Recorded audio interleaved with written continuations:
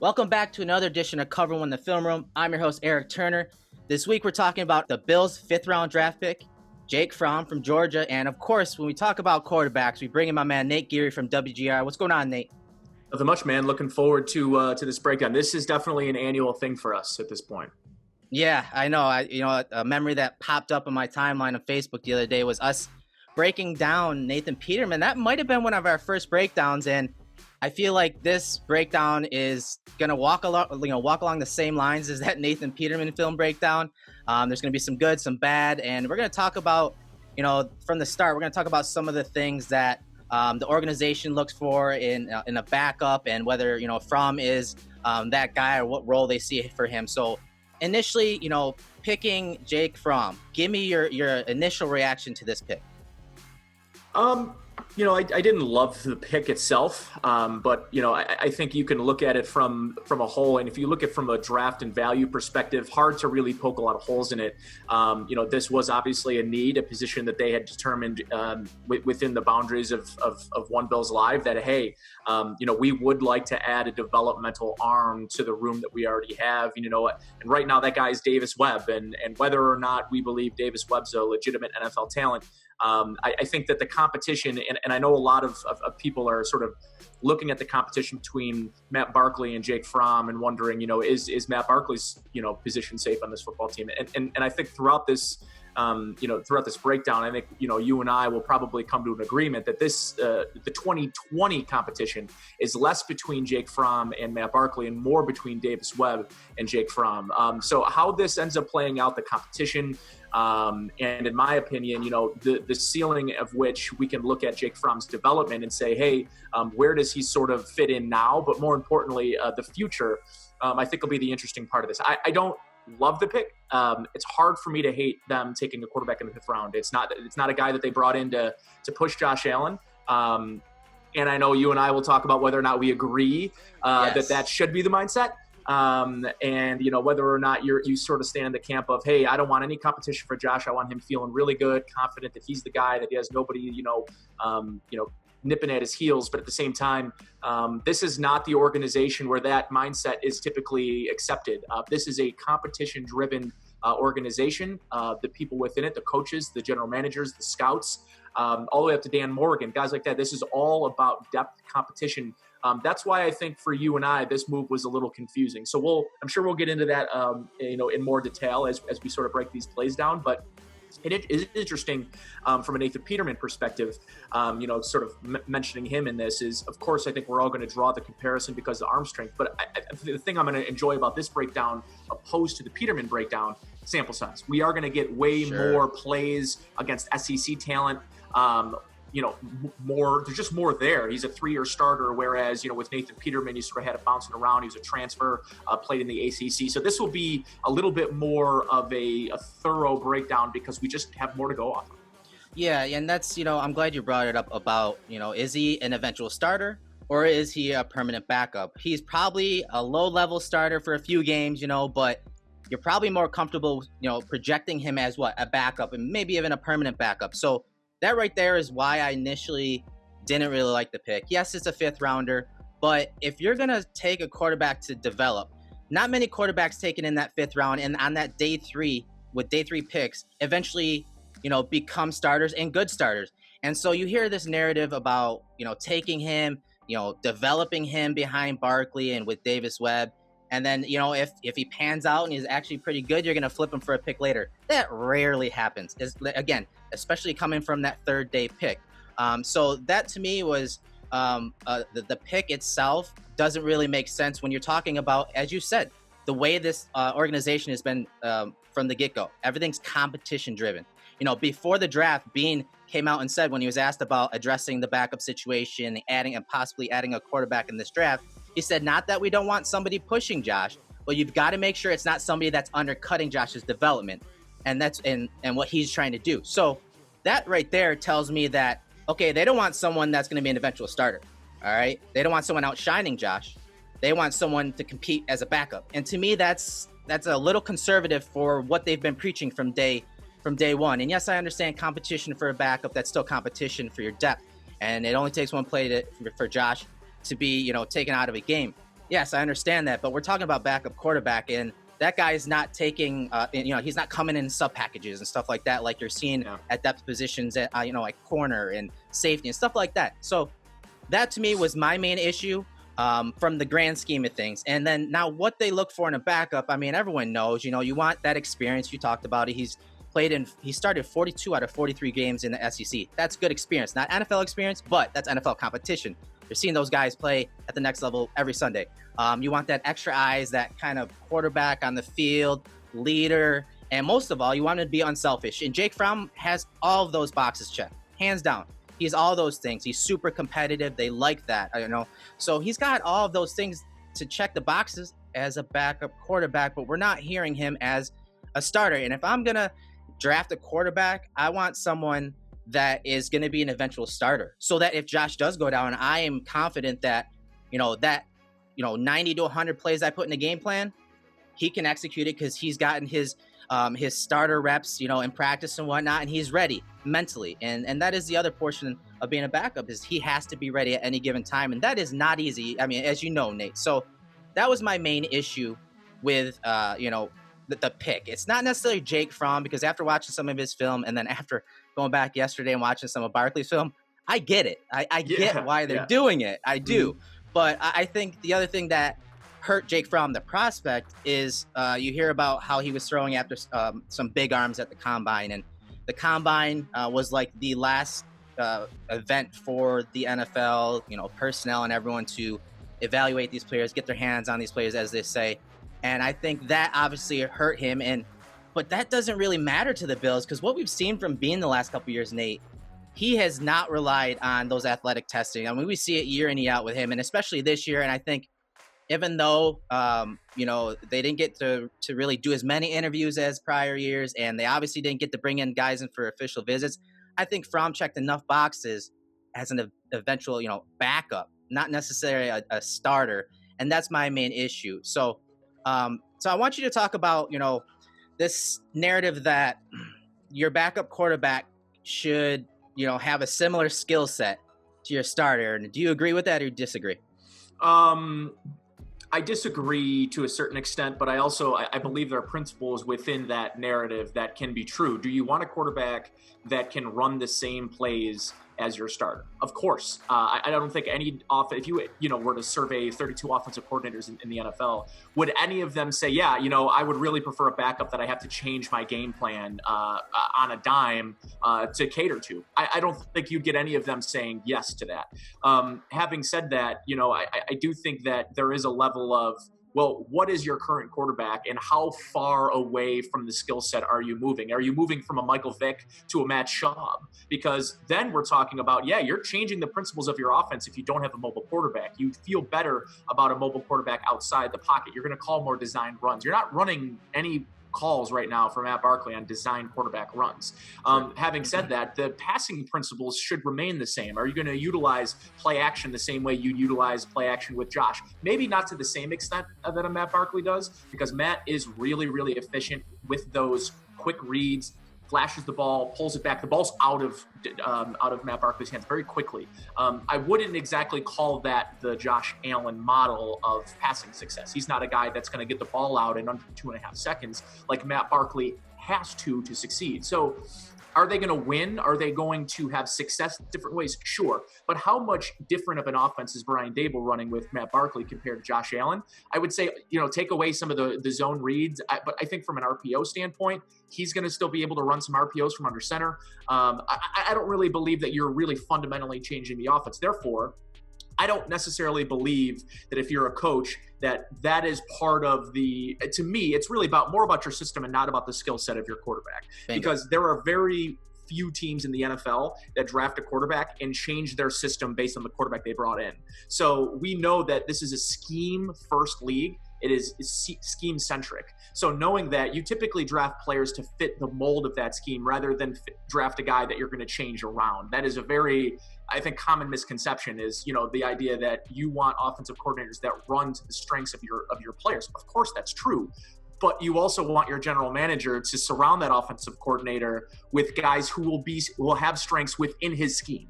So for me, it's scheme driven, not necessarily personnel or playing style. And we know that basically with quarterbacks is you're either got a great arm or you're sort of picking up the pieces of not having that great arm with anticipation, with timing, with rhythm. So we know there are different styles of quarterbacks. Certainly, Fromm and Allen are very different. Having said that, I think both of them can manage and both of them can function within the offense that Brian Daboll is going to try to run. Yes, this EP offense, this Earhart-Perkins offense, it's focused in that short to intermediate area. Now, they added some down the field stuff for Allen. Don't get me wrong. Yes, that's there.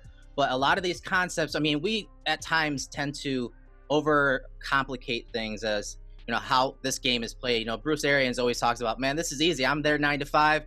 This isn't hard. This is football. What it comes down to is, maybe you have a certain concept that, Allen's in. He's reading high to low. So maybe he's reading, a corner and he's working down to the, the deep out and then out to the flats. So he's working high to low. All you do when you throw it at Barkley or Jake Fromm, you work low to high. So, and I'm not saying that Fromm can't throw it deep or Barkley can't, but as you said, there are different styles of quarterbacks from Allen. And so you don't have to necessarily change the offense. You may have to change where that primary read starts because, those guys can throw it deep. We've seen Barkley throw it deep against the Jets a few years ago. We're going to see several really good throws from Fromm that are deep, but you're going to notice that those guys deeps are usually the alert or the first primary read altogether. Yes. So it's going to be, okay, they're eliminating him as a deep threat right off the bat. It's a single high look. I'm going to that deep threat. So too high, I'm just going to work from, medium down. So there are just, some slight tweaks that offensive coordinators will do when they go from a Josh Allen to a guy like Matt Barkley or Jake Fromm. A really good example of that is a backside go.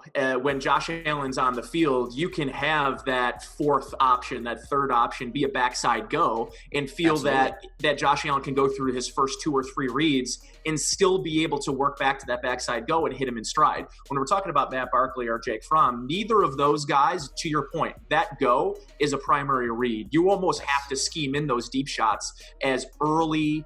But here's the thing, and we're talking about accuracy, is although the timing of those routes and where they may be sprinkled in throughout a game plan are different, the timing is really the biggest difference. And sort of what you're seeing with Fromm and with Barkley is their go routes are typically completed between 35 and 40 yards, where where a guy like Josh Allen wants to complete that between 45 and 60 yards. That's a big difference. About that's taking the top off. Yeah, that's taking the top off the defense. And for me, Matt Barkley is a very effective deep ball thrower, but in a very, very different way than Josh Allen. And I think it's important to make the differentiation when you're talking about the sort of taking the top off the defense and being able to hit the sort of the quote unquote deep shot.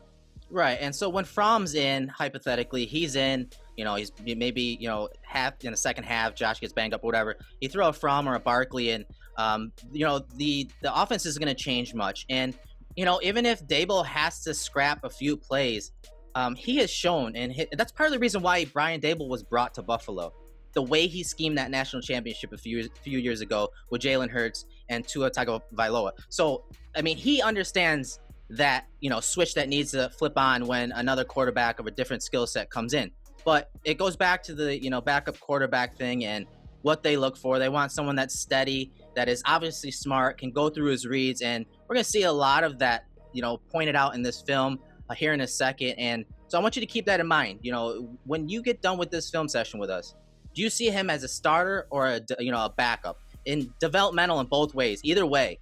And if so, then was it worth that pick? And I think a lot of people are still going to be a split, but you're going to see why the Bills like them, and you're going to see why Jake Fromm fell to the 5th round. So I think, without further ado, man, go ahead. And before we do that, I think it's really important to state this before we get into this. And it's important for people to understand what we mean by development, because I think there is this misconception about what you can truly develop. Can you develop timing? Absolutely. Can you develop footwork mechanics? Of course. Can you develop reading, the processing? Of course. These are things that are developmental traits. Can you develop arm strength? Is really the question that we're going to have to discuss at some point during this, because a lot of people will point to examples of guys creating more arm strength. And a lot of that has to do with mechanics. And the one area I think is interesting about Jake Fromm is his mechanics are very poor. The lower body is some of the worst I've seen. Therefore, I'm open to the idea that Jake Fromm might be able to develop at least incremental strength of his arm, like maybe a little bit more, if he can figure out what's going on down low, because below his hips are a complete disaster, which we'll go in here. But I just wanted to point out what we're talking about when we say developmental. And I want to be careful for people that say, this is a player we think could be a starter because we think he can develop arm strength. I really, really want to temper people's expectations that there is a baseline for arm strength in the NFL. And as much as people think Drew Brees just exists without really good arm strength, you have to understand when you want to compare guys with average or below average arm strength to Drew Brees, we're talking about the best anticipatory thrower of all time. There is no one close. So you do have and his to be mechanics were always pretty good. So spot on. And he is one of the quickest and what I think the most compact releases in football. And then you add on top of that his knowledge, but his timing and his anticipation. That's not something that we could just use as a bar for every quarterback without a strong arm. So that was something I wanted to make sure we put out there before we started this. Absolutely great points. And with that said, let's go ahead and jump into the film. All right, Nate, the first play we're going to look at is a really nice touch pass from Jake Fromm. Now it's 1st and 10, and you see the ball on the right hash. And what we're going to have here is just a deep crossing route here from the number 1 wide receiver. He's going to get matched up with this linebacker right here. But it's a really nice touch pass in a game that, is kind of ugly weather. But it was a game that, he had some ups and downs. This is obviously one of the ups. And I want you to analyze this from the end zone angle. Talk about his mechanics, the matchup that he got, and what you like about the pass here. Yeah, for me, I actually don't love the mechanics on the play. He's kind of throwing away from his body. He's really aiming at the hash mark, but he makes a good throw regardless. And I think part of what Jake Fromm can do well is these sort of bucket throws. He almost very rarely would this throw be a actual bucket throw. This you want to see with a little velocity. You want to see him lead the receiver. But with the trail technique that you're seeing from the linebacker, the way that this ball has to be thrown almost has to be thrown as sort of a bucket throw, right? And you don't want to lead him to the sideline where he can't turn upfield. So I do like the location of the football on this play, but as you can see, sort of, I don't know how you fall away from a sideline throw, but he falls away from this sideline throw. And I think when we're talking about velocity and arm strength, this is an area where maybe you can see incremental development in Jake Fromm's game is, man, if he could just step into this. Now, he's got a primary defender right in his grill. Is he going to be able to step into this with that defender there?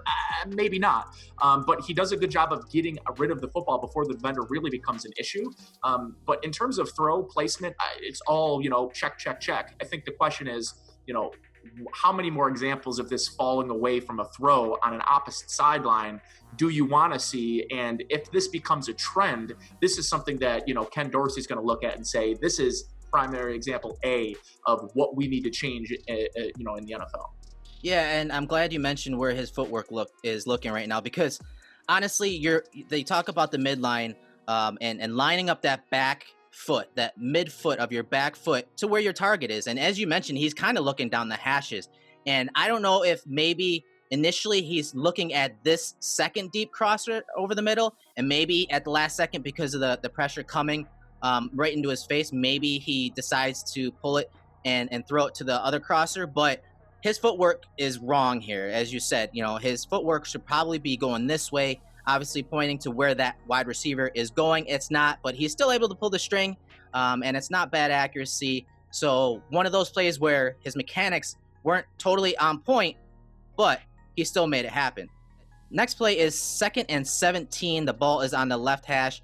This is a similar concept. Off the snap, we're going to see a post from the number 1 receiver to the bottom. This is Fromm's primary read. You're going to see that deep crosser again, and then you're going to have that backside dig again. And Fromm does a decent job of working from the front side, which is the bottom of the screen, to the backside of this play.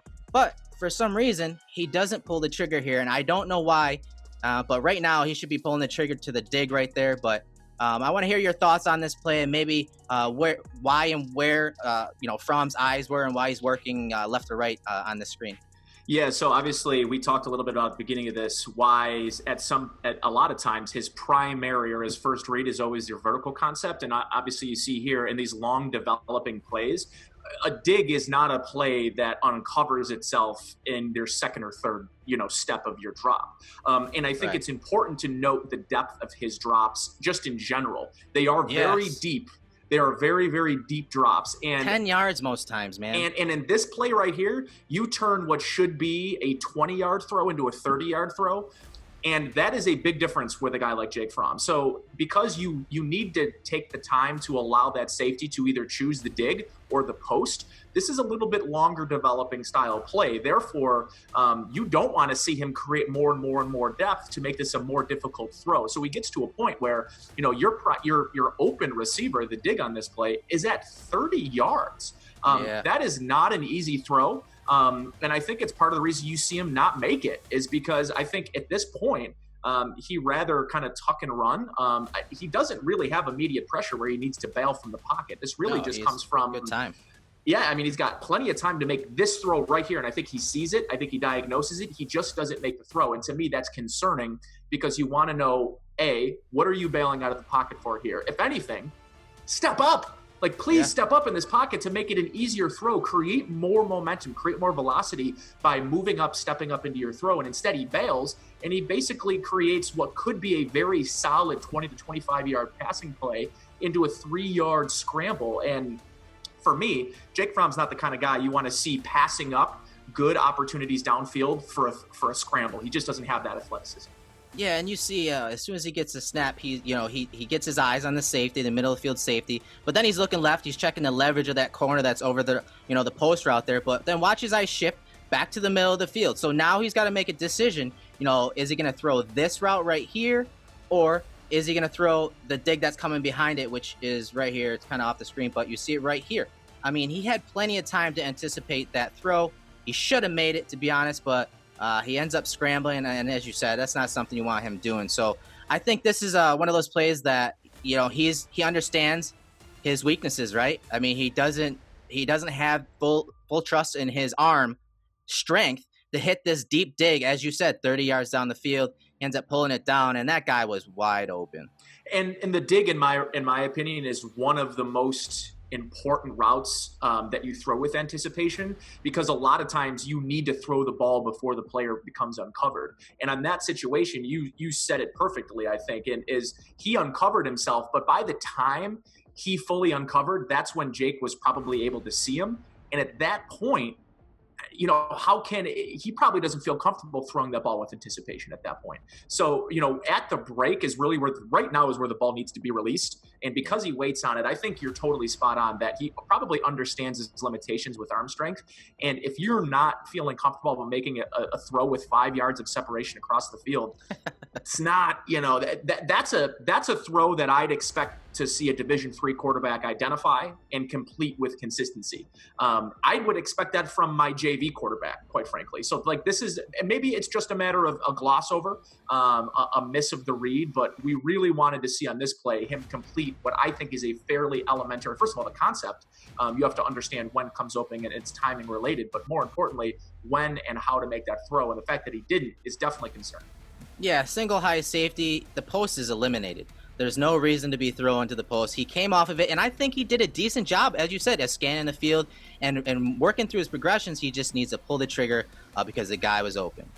All right, Nate, next play is a double post concept. It's 1st and 10. You're going to see this slot receiver right here kind of run a deep cross, another post, and then they're going to have a post behind it. So it's a good, cover 4 beater, and it kind of looks like that's what the, defense is playing initially from the onset here of this play. But what I want you guys to watch is the placement of this throw deep, because it's obviously the route combination they wanted to attack with versus this coverage. And you'll see this safety man turns to this crosser right here.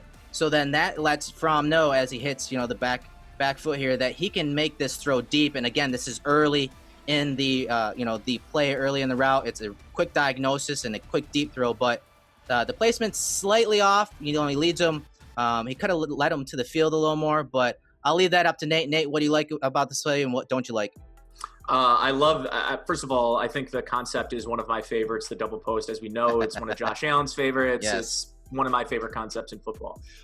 What I like about it is timing, five hitch and out. I think it's really important on these types of plays that holding or hitching or patting the football after you've sort of walked through your especially for Jake Fromm, would make this throw very impossible. So the timing is incredibly important on making sure it's an accurate throw. But to your point is the placement of the football, right? Like for me, you could have kept him towards the boundary and put a little bit more air on it and just let him fall and run under it. To me, this is a home run touchdown play if it's thrown accurately. Again, though, this is a 50 yards in the air throw, 55 yards in the air throw. So it's not chump change. That's not, some sort of short distance. But I do love the timing, the rhythm in which he was able to diagnose what the safety was doing. It's Grant Delpit on the play.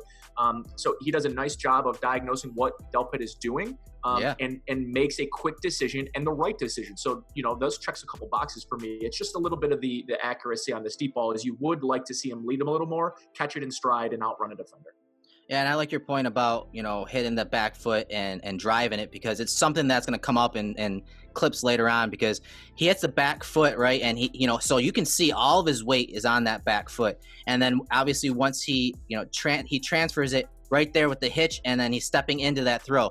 That's something he doesn't normally do. But the fact that he had that deep route, as one of his first couple of options, he's able to use his lower body more than he typically does on most of his throws. So that was nice. I'm glad you pointed that out. And yeah, the accuracy is off a little bit, but this was just one of those plays. I want you guys to, keep in mind that yes, he can make those throws down the field, but it's when he has to make those throws down the field. It's got to be early in those reads.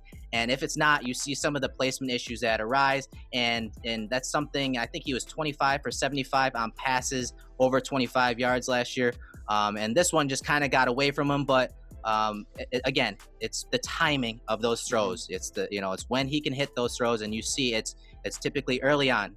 All right, Nate, next play is 3rd and 9. Again, this is versus LSU. The ball's on the right hash. The middle of the field ends up being open, and you're going to see to the bottom of the screen, this receiver right here is running a post route. And as I said, the middle of the field is wide open. It's right for Pickens here. And unfortunately, you see Fromm hit the back foot and unleash it, and the ball dies on the receiver there. And it's severely underthrown here. But give me your thoughts on this play from a mechanics perspective, timing perspective, and maybe why the ball dies here, because obviously we just saw a play that he was able to hit it, but this one he was not. Yeah, great sequencing by you on this one. I think it's a really good example of, where we see technique work and where we don't. And I think in this particular one, the mechanics, he's not transferring his weight from the back of his leg to the front and generating that torque, generating that velocity with his lower body. And I think when you're talking about these deep throws, Jake Fromm needs those mechanics to work well for him. He does a great job of diagnosing where the open receiver is going to uncover and getting the ball to a spot. The problem for me becomes trajectory and ball manipulation. He's not a guy that's going to throw any ropes. Here, he throws this on a rope and the receiver's able to catch it in stride. He's walking into the end zone. Even if you were able to put it like a number 2 or number 3 to trajectory on it and throw it like a deep post, you should allow him to run under that. Again, and what's confusing is you see him throw a 55-yard throw fairly well and on the money, and then you go to a 40 to 45-yard throw and you see him not be able to get there with enough arm strength. So that's one of the things that you're going to see from time to time is just inconsistencies in his arm strength, and all of it has to do with that lower body. The lower body mechanics are just integral to his success, being able to deliver the ball accurately 20 yards and over down the field. So on this play here, I think he does a great job anticipating, does a great job diagnosing where the hole in the defense is going to be. Yeah. He just has to execute at a higher level. Yeah, hands down. And we're going to talk about his mechanics a lot more, especially in the short and intermediate area. But again, I think you need to hammer home his transfer of weight, because it's something that we talked about with Josh Allen, and every breakdown that we've done on him is transferring that weight. As that guy is getting to the top of the drop, he's going to plant off that right foot, and then he's going to transfer that weight. He's going to transfer that weight from that right foot to the left foot, and it should be coming forward to your target. And right here, it's not quite a hitch, but you can see that he doesn't have any legs in this throw. I mean, he does like a little corkscrew, kind of like Baker Mayfield, where The foot's not necessarily aligned, but he kind of torques it so that that's how he generates his power. But this is all arm. I mean, look at this is all arm, and that's part of the reason why this ball dies here at the end of the post here. For a quarterback with very limited arm strength, I don't know that you'll find one who throws with their arm more and relies more on their arm alone than any quarterback I've really seen, which is unique. It's something that, you talk about a guy who understands his strengths and weaknesses a throw ago or 2 throws ago, opting against throwing that deep dig that was open. Well, we're talking about a guy who, again, relies a lot on an arm that simply put can't get it done on a lot of occasions. So for me, it's where we talk about the developmental part of, creating more velocity, creating more arm strength.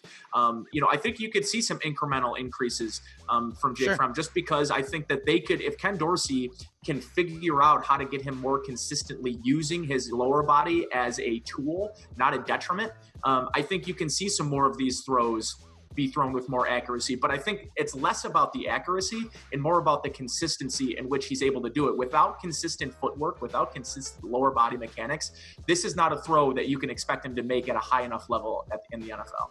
Yeah, and you can see that front foot's already down. You see his base is pretty wide, and his arm's just hitting the back. So he's not able to generate too much torque, with his hips and his core here. So that's, again, that's part of the mechanics portion, the kinetics of the body makeup, and how, Josh can get away with stuff like this. Why? Because he's able to generate a lot of torque with his hips. He's able to create that torsion from the hips up, and then he's able to wing it. And you saw that in that sports science piece with Josh Allen when he came out of the NFL draft. But just another play that kind of got away from Fromm here, and it has a lot to do with his mechanics.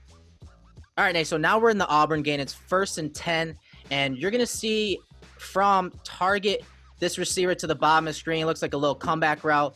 That guy slips, so he has to move on to his next read or next progression, and he's going to try to hit this deep post. Now, I want you to remember the play we broke down earlier where Grant Delpit was a little flat-footed, and you saw Fromm hit the post route deep, but it was dropped, and you remember that location was slightly off. But either way, you're going to see a similar play here. What happens is that safety over the top right here ends up biting up the middle right there. So he's kind of flat-footed, and Fromm moves on in his progression, then throws it deep up and over the trailing corner, and the receiver catches it for a touchdown. So, Nate, I want you to go through Fromm's mechanics and talk about his placement here, because while I do like, him moving on in his progression, you can see him looking right, at this safety right here. Good job, again, of working through his reads. But that guy that slips and falls down, he moves on, and now you see him reset his feet and throw to that post. But I want you to talk about the location there and whether you like it or not.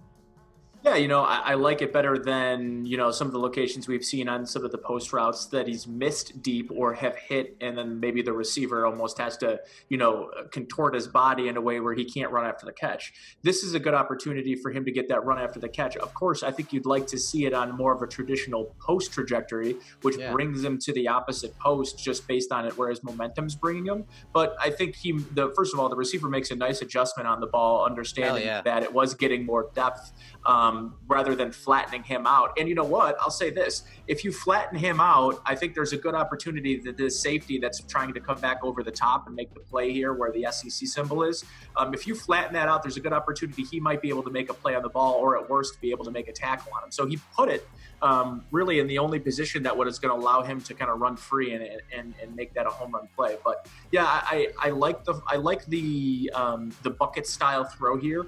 But I do think ultimately where you do want this ball and where the coach will probably tell you he wants it is more towards the hash, coming towards the numbers. Yeah, I mean, if you look at where these guys are right now, you're even, you're leaving. This guy right here hasn't even flipped his hips yet. So again, I would like the throw to come here. Again, we're nitpicking on this play. We're hands down nitpicking. Absolutely. But I do like the trajectory and overall the arm strength on this play. It's another one of those plays, it's a little play action fake. He's looking left, but then he has to reset and launch it deep. So it's not one of those plays that we've broken down where it's the first read, kind of like the LSU game. But this one, it's his, probably second read or second progression. He's able to still nail it for a big touchdown against Auburn. All right, Nate. The next play is a 3-by-1 set. You see them motion the running back into the backfield, and it's a high-low concept. You're going to have the number one wide receiver just running an out route versus one of the top corners in the country, Derek Stingley, and then just a little flat route right here. Little high-low concept. This is something the Bills love to run on the backside of their trips formations, especially with this nasty alignment by the receiver down here. They've even used Dawson Knox and run those high-lows. They ran it with Croft against the Steelers for a touchdown. But it's a play that, with the ball in the left hash, I'm not fond of Jake Fromm's decision here, because as you can see, it ends up being man coverage. This is Queen on the running back, Stingley on this guy. But look at the leverage of Stingley. He's playing outside leverage. This is man coverage. It's into the boundary. And for some reason, Fromm thinks that he's going to make this throw. And even if it is, a little bit anticipated, it's not a good decision, in my opinion, to throw this against Stingley here. What are your thoughts on this play? A lot of NFL players on this defense, whether or not they were drafted this year or will be drafted high in the next few years here. This is a team, and this is a man scheme that it's not for the faint of heart, okay? And not only that, but you want to talk about tendencies, right? And you want to talk about a really high-level national championship caliber defense, understanding tendencies of the opposing quarterback. Well, the first thing I'm looking at when I watch Jake Fromm line up on a short side hash is, let's make sure that the short side of this field does not create an opportunity for them to make an easy, pitch and catch. And you mentioned the leverage. If I was diagnosing this pre-snap, I am not looking at the short side of the field at all, knowing that either that or I'm getting to the low of the high low here and hoping that I can get the ball in front of Patrick Queen. The problem is Queen does a great job diagnosing, getting out into coverage. I mean, that play is not open, but it's more open than the wide receiver play is, in my opinion. I'd rather have gotten it to the running back and taken my chances with him moving upfield. Honestly, that's probably the right read. If it's not the running back, it should be thrown away. But, throwing on this play, you need to make sure that you're not playing into the hands of the defense. And the defense understands the tendency of this quarterback being able and wanting to throw these shorter out routes to the short side of the field just because of his lack of arm strength. Now, typically this combination into the boundary is a high-low, usually versus, a zone coverage. The problem is that this is, some type of pattern match, or it ends up being man coverage. Now, with that said, if it's man coverage, you don't throw these routes at all. What you do is you throw it to the zone beater on the backside. He has that, and for some reason, he's forcing it into coverage against one of the top corners, who we're going to see in a couple plays pick him off. And it's just not a smart decision. I think he was forcing this one, and it's only 2nd and 10. I don't think it was necessary. All right, and next play is 1st and 10. The ball's on the right hash, and we're going to show a little play action dig route by the Bulldogs here, and it's a really nice throw in rhythm from Fromm. And this time he hits the dig, and he hits him immediately right after that break. Really strong throw, very decisive throw. But I want you to talk about the depth of this throw and, the execution of this play by Fromm from top to bottom. Yeah, I love the diagnosis. I mean, I never really love route combinations where you've only got 2 routes going out. I think you sort of limit and handcuff your ability to fool the defense. But you see here the outside corner really, to me, plays his hand a little too early in this. His bail technique really indicates to me that the dig should be wide open.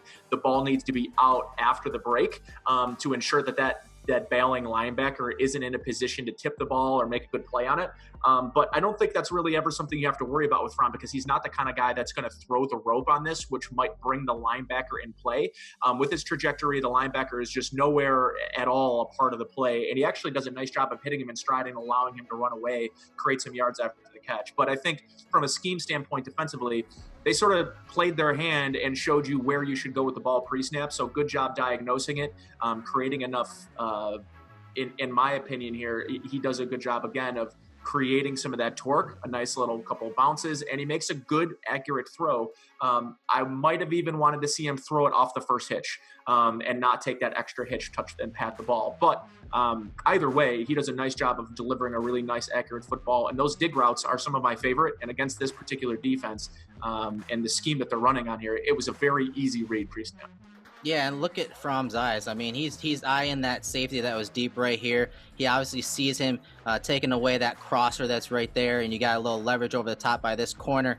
So very easy read, top to bottom. Obviously, two guys out in routes off of play action. That's easy money, and a decisive throw. You see his eyes snap back to the dig, and then the delivery is not bad. I like the location, and he's able to run after the catch. And that's the most important thing when you're throwing, and it doesn't matter what lever you're throwing to. The accuracy is needed, it needs to be on point. It needs to be placed properly so that that receiver can do something with the ball after the catch, and that's exactly what Fromm does.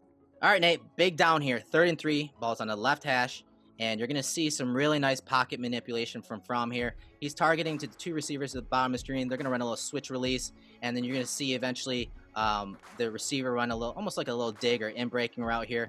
So on the end zone angle here, you're going to have Chase on right here. Obviously one of the top pass rushers in the draft and one of the top tackles. A really good matchup right here. It's something we broke down earlier in the draft season, but watch how Chase on creates pressure on Fromm, but watch Fromm's eyes.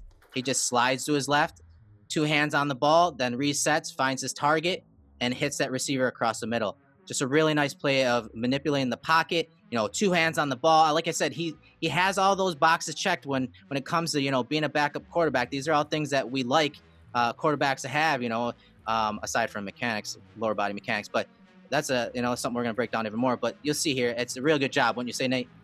Yeah, I'll tell you what, if John Gruden was breaking this down, he'd say, man, I'll tell you what, I really love the fact that Jake Fromm keeps both hands on the football. And, truly, this is one of the areas where you'd like to see Josh Allen be more effective, be more conservative with the football, is he likes to, because he's an athlete, and I do think that you see more issues holding the football with mobile quarterbacks, guys that are athletes, because in this particular instance, Jake Fromm isn't looking at all to find a way to beat the defense with his legs. He's looking to find a new platform to deliver an accurate football. So because he's more of that pass-centric, pass-minded player, he's going to keep the ball in both hands, although he does this little flippy thing a lot with the footbthe football.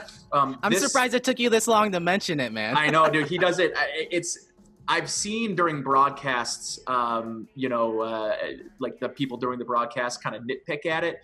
It becomes distracting at times if you're watching for it, because he does it almost every single play. He does it there. He'll do it 3. I've seen him do it a couple times while he's waiting back there. A little sketchy for me, but considering the fact that he does such a nice job when he's moving within the pocket, keeping that hand on it, I really like to – it's weird to say, but I think he creates a lot of velocity with the football here with really weird and opposing mechanics. I think he creates a in my opinion, accurate throw by being really open on this play. Yeah. But he does deliver a really nice slotted throw.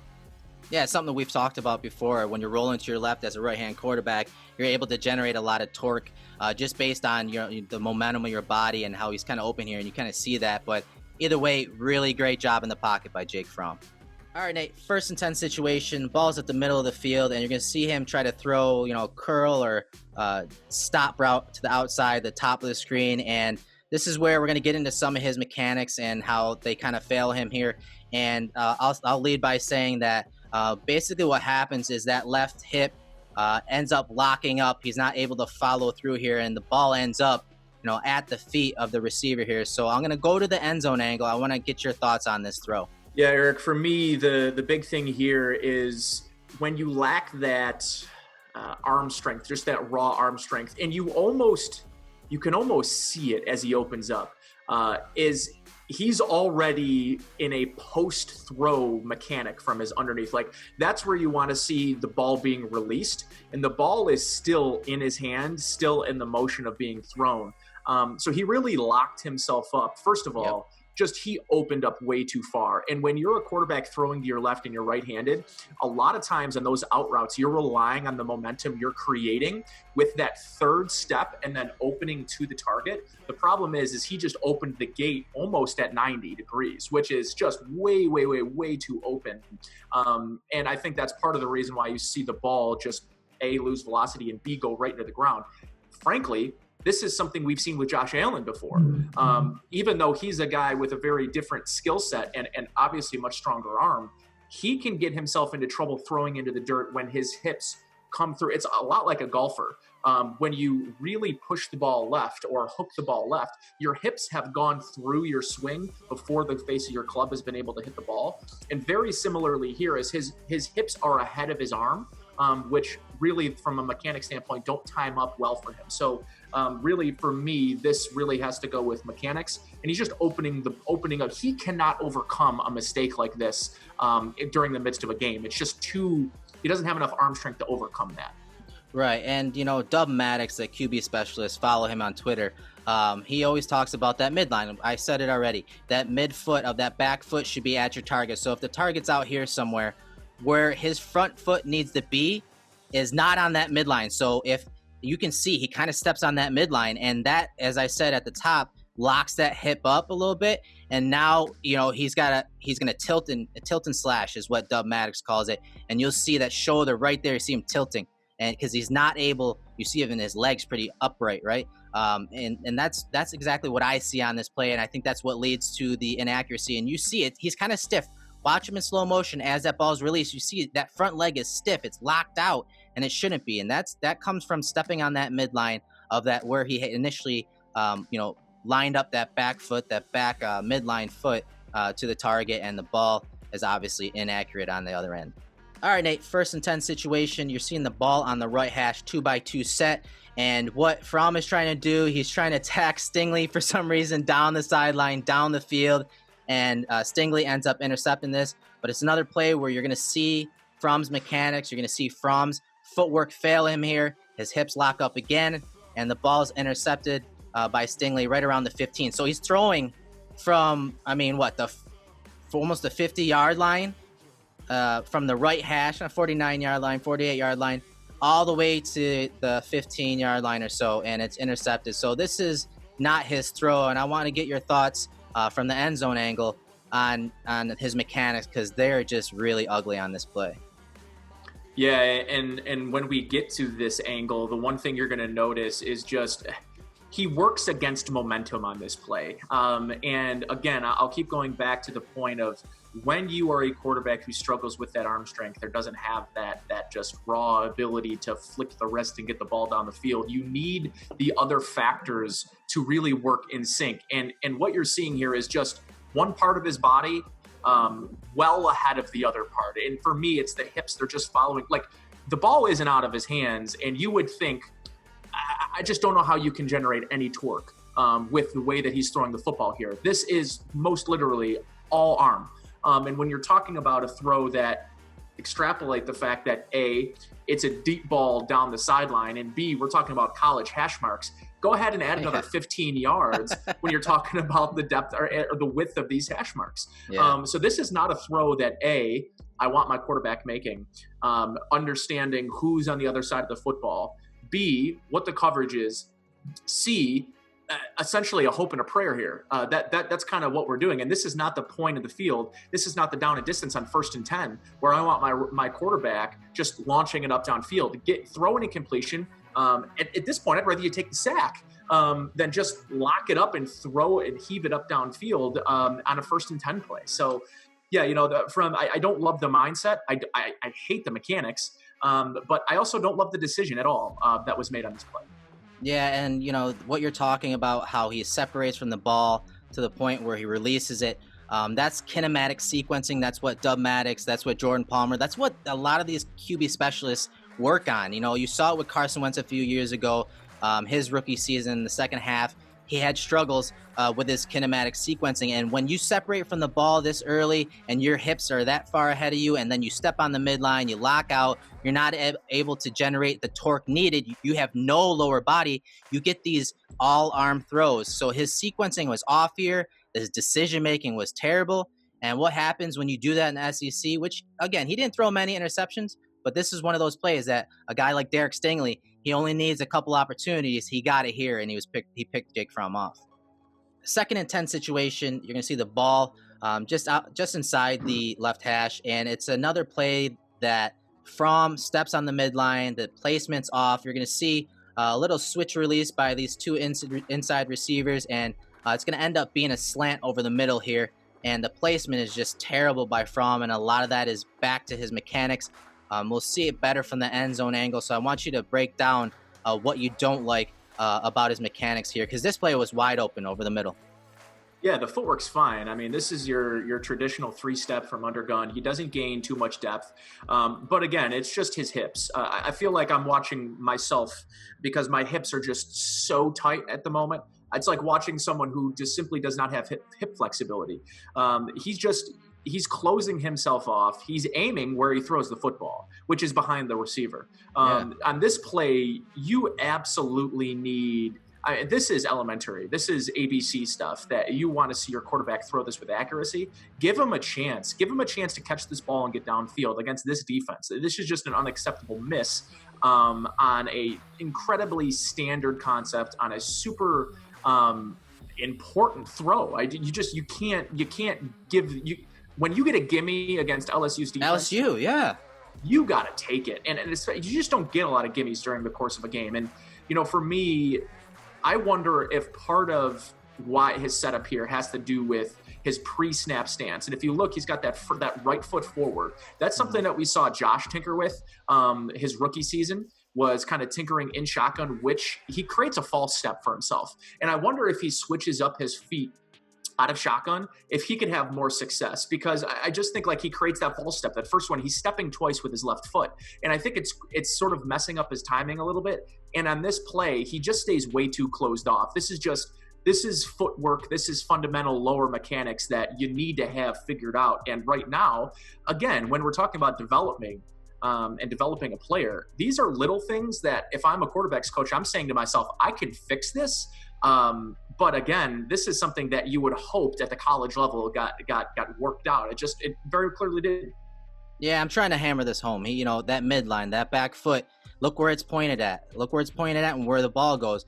That midline of his back foot should be out over here more so that he can throw it to a spot where the receiver can catch it and run afterwards. It's not. You see him kind of step and not open up this front foot, this left foot here. Should be open a little more, because obviously if the ball is supposed to be going right here, that's going to be just outside that target and where you're throwing to. None of that happens, and that's why you see his hips locked up right here. And what happens is he tilts and slashes, and it's inaccurate. And you lose so much accuracy, you lose so much placement when your feet aren't in order. And we see that a lot with Josh, and he's improved a hell of a lot. But this is stuff that, I don't know. What's your opinion? Do you think that Fromm's mechanics with his lower body especially are worse or equal to or better than Allen when he was coming out? They're darn close. And to consider the success that one had and the other didn't, I think is a testament to the level of play of the people around him. Yeah. But listen, man, it's close.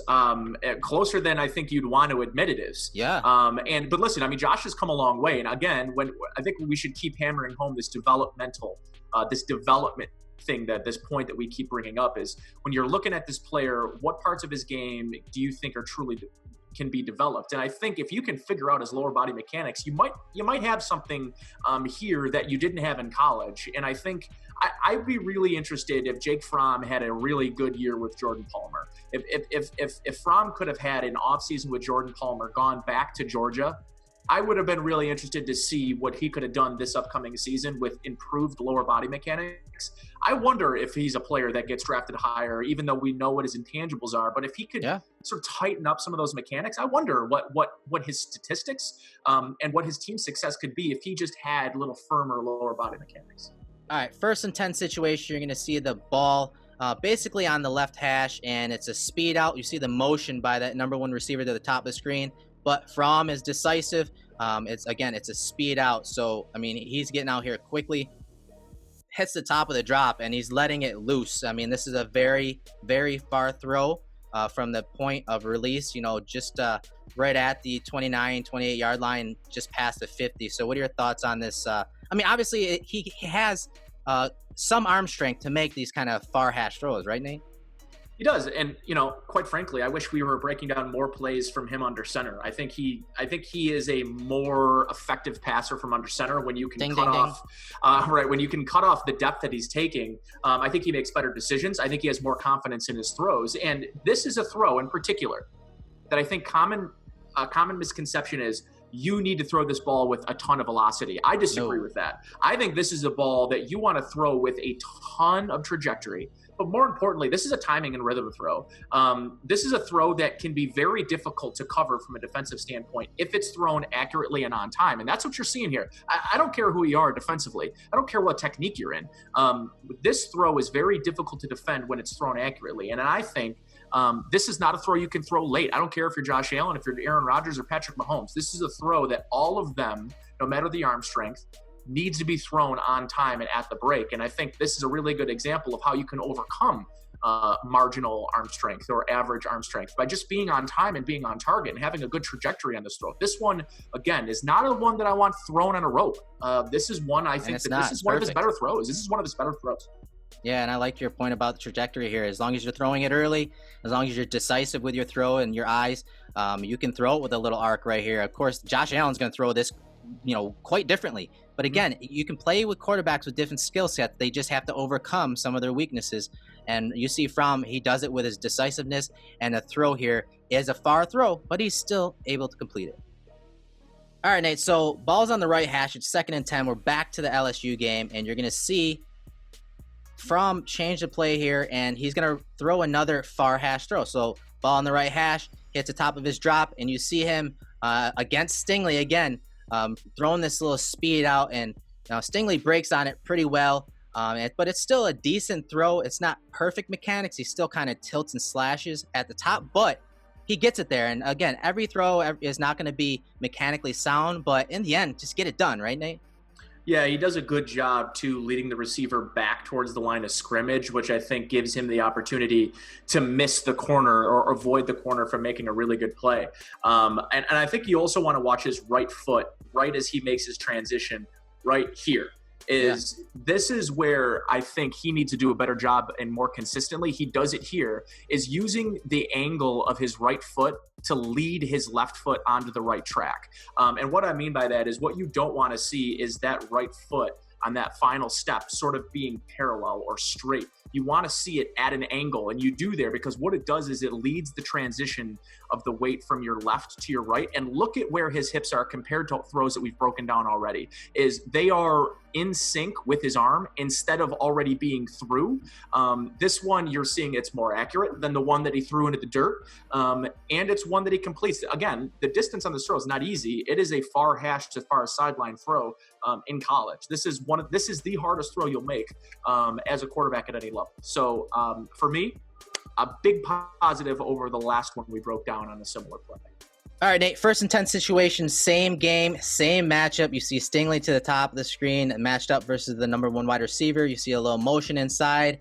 And what happens on this play is Stingley's not falling for it. You cannot, run the same plays, the same type of concept, and, expect to complete passes on a high level versus a corner like that. He reads it, he recognizes it, and he's able to pick Fromm off here. So, again, this is one of those things. You're playing against NFL competition in the SEC week in and week out, but you have to keep that in mind when you keep attacking a guy, obviously who's one of the better corners in college football, and is going to be one of the better corners when he gets to the league.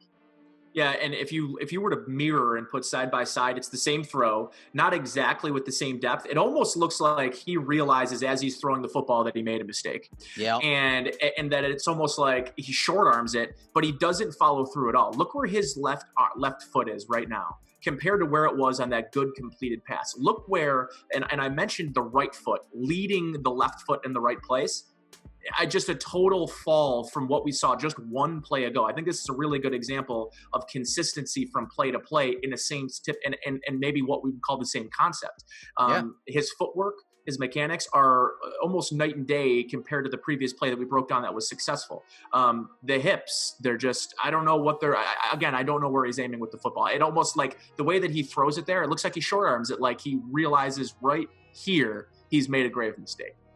Yeah, and again, I think, he's stepping on that midline again, and you see the slash right there. I mean, if you were to look at it again from the all-22 angle, you see his shoulder, his right shoulder is obviously higher than his left shoulder. It's kind of going downward, and, that's because he stepped on his midline. He didn't allow that hip to open up, and, I mean, just the decision. I think the biggest thing here is, You can't get away with that on a play-to-play basis against top-tier competition, especially like a player like Derek Stingley.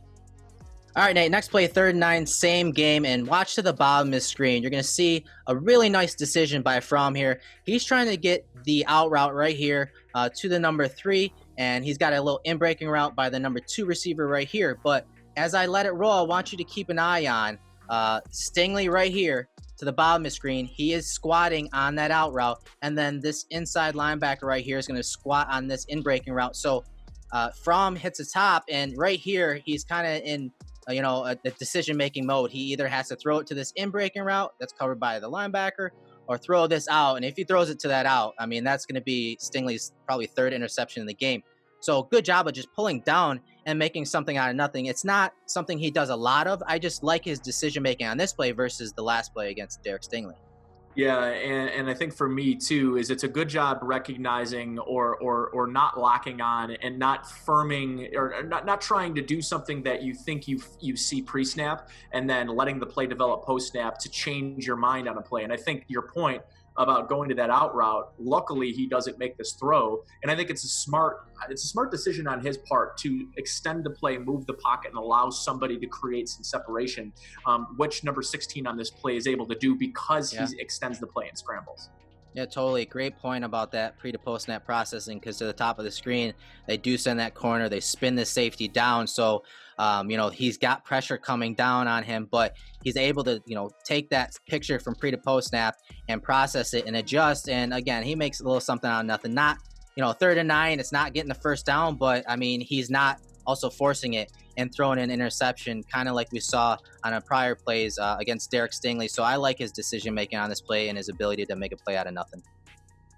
2nd and 6 situation, we're in the red zone, and this is just a really heady play by Fromm. So what they're doing to the bottom of the screen is running a little flat route, and then kind of like a play we talked about earlier, it's just a high-low to the back corner. And I want you to watch Jake Fromm's shoulders from this angle and what he does to manipulate these defensive backs of Tennessee. Right now, he's stepping to his target, and right now you see him little shoulder fake. And what that does is that gets this corner to the bottom of the screen right here. He's looking through the receivers to the quarterback. It gets him to just hold, open up, and bite so that they can sneak this corner out behind him. It's a smash concept, so it's easy money if you can manipulate a defender in the red zone. He does that, and then the throw is just really nice, man. He doesn't throw it to the back corner like you would think. What he does is he throws it to the inside shoulder of this receiver so that if this corner has the speed to make up for it, he cannot undercut that and pick it off. So I really like this play from Fromm. I want to hear your thoughts on it, on this smash concept. Yeah, it's really, really good ball placement considering it's not really where, if you were to draw it up, is where you want to hit him. But I think he does a good job of understanding the leverage of the corner. He manipulates him enough to get him to budge, but it creates that 1 yard of separation. That's all you need on this play to make it complete. But again, I think to your point, understanding where to throw the football and where to find the window in tight quarters. This is a very different route concept at the 50-yard line as opposed to the 10-yard line. And I think this is a really good example of how it can differ and what you need to do when you have that compressed area and how to manipulate the location of the football to better suit the offense. So for me, checks a lot of boxes on this play. The thing I do like, though, is I have found when you see plays or examples of Jake Fromm using a pump fake or his reset puts him in a better position a lot of times than a 3, 5, or 7 step drop series where he's forced to sort of make his decisions. When he gets into tight quarters, I actually really like him within the red zone because I do think he's got this level of accuracy within the red zone, and he can hold on to the ball a little bit longer than he can from midfield or beyond. When the field shrinks and he can hold on to the ball for an extra second, I do think he becomes a little bit more of an effective quarterback. All right, 3rd and 4 situation against South Carolina. Another play where you see Fromm reset and throw. Really good job of keeping his eyes down the field as this edge rusher off the right side of your screen crosses his face and just slides to his left, and then you see his wide receiver right here. He's covered. This is throwing a guy open. Really nice location right there. by Fromm, and nice completion to move the chain. So let me hear your thoughts on this play, Nate. Yeah, he moves to his left very well, and I think it's one of the areas where you say this is a strength of his, and there he is flipping the ball. My thing is when he moves to the left, he forces his lower body a little more than he does when he's in the pocket or moving to the right. And I tend to find that he throws the ball pretty accurately when he's moving to his left because he stays in position. He stays locked and loaded to be able to throw. And it's the main difference between a quarterback who in this situation might look to tuck and run or a guy that literally is creating space so that he can become a thrower or maintain and stay a thrower. So I think that's the big difference between him and maybe a Josh Allen is maybe Allen's already tucked and run on this. This is a really tight throw. Your point here too is that is as tight of a throw and that guy's covered, you're throwing him open. That's a beautiful play for sure. We're in the red zone again. This is an area that, we've kind of liked with Fromm. You see them in the low red zone. And on the snap, you're going to see Fromm work, basically 3 reads here. He's got the running back kind of going out to the flats here. You're going to have a curl right here, and it's man coverage. But who he's going to hit is this little deep crossing route or post route to the back of the end zone. But watch his eyes on the snap. It's looking left to right. Goes from the running back to the curl, and now he's onto the third receiver in his progression here. And with a guy at his feet, he's able to throw it, and with nice touch to the back of the end zone, the back line, and they're able to score a touchdown here, man. It's just a really nice play. And obviously, in college football, there aren't many offenses, there aren't many quarterbacks that are asked to get to the third read in the red zone and that can get to the third read in the red zone and being able to process that quickly and move on in his progressions. But Jake Fromm, he's shown that to us in this film breakdown. Yeah, we saw a couple of nice plays from within the red zone, and I think part of it is just because of the lack of arm strength he does make up for in some of those really nice touch throws in this area. And when the space gets confined, you can disguise lack of arm strength in this area of the field.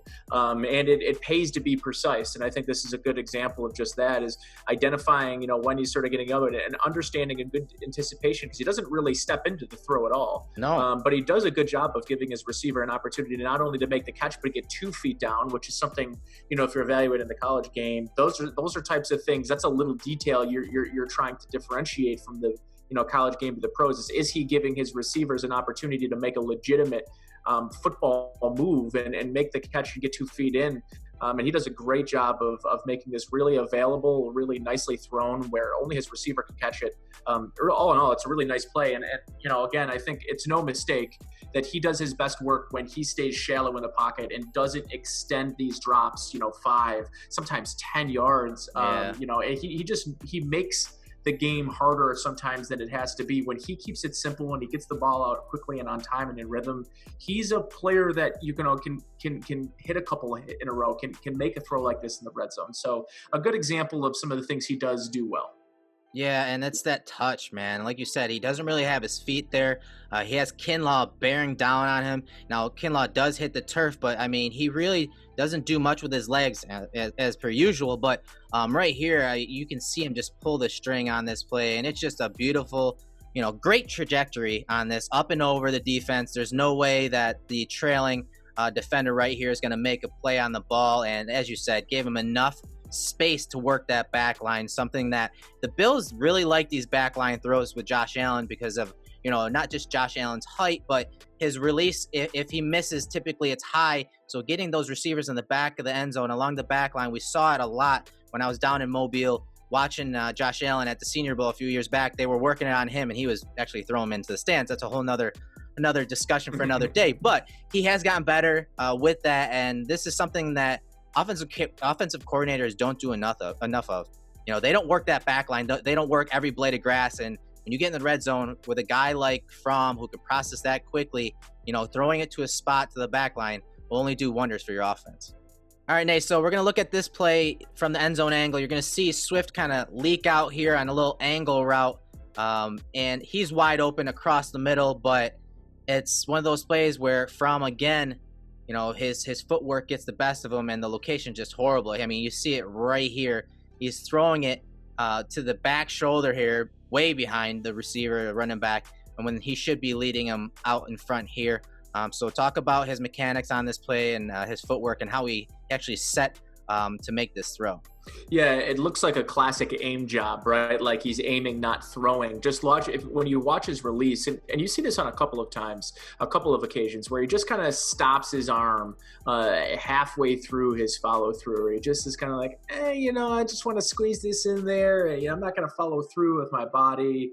It's just, this seems like a forced aimed throw when in all reality, this is a very simple, straightforward read. He makes the proper read. He diagnoses properly, but it's just the footwork. It's in this particular, again, falling away, or falling towards, I guess, in this particular instance, the play, but he's just wide open. Again, the lower body mechanics seem to stick out almost regularly, even on good throws.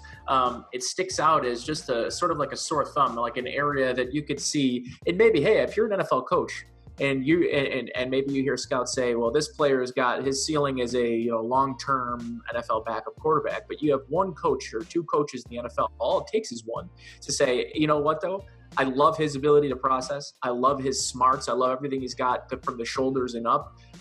Let me get with this guy and let me work on his footwork. Let me work on his timing and part of his release. And I'll get him to where he needs to be physically because I like where he is mentally. I do like where Jake Fromm is mentally. I think you mentioned it in the red zone, in the previous play, being able to process and get through 1, 2, and 3 inside the red zone. This is another instance. He diagnoses the play, but this is, again, one of your better weapons, and especially in 2019, Swift is your best weapon. You can't miss gimmies in the SEC when you get an opportunity to get DeAndre Swift in the open field against the South Carolina defense. So this was a tough game overall for Fromm. I think he ends up with 3 interceptions against South Carolina. This one, the LSU game, were in the Kentucky game, were 2 that really, I just saw things that you just don't want to see from a guy who's making a jump to the next level right now. Right, and as a fan, if you want to cling to something, you want to cling to Jake Fromm as a prospect, the guy that can improve. You mentioned the coaching staff. You mentioned Brian Dable, Ken Dorsey. They have worked with guys that have struggled with mechanics before, and obviously they're still working with one, and it's something that you have to hammer home every day. But with his, like you said, from the shoulders up, Fromm's a pretty good prospect. Now, if he can clean up some of his mechanics, which, again, staff and coaches, they have confidence in themselves. They believe they can, trust me. And if they can somehow, get his baseline mechanics improved to a good level, then yes, he's going to complete, passes like this, and these easy passes become big plays to your playmakers. So if there's a glimmer of hope for Fromm as a prospect, as a developmental quarterback, it's that they can improve his mechanics and to a baseline level where he can play again as a low-level starter and eventually just even as a backup.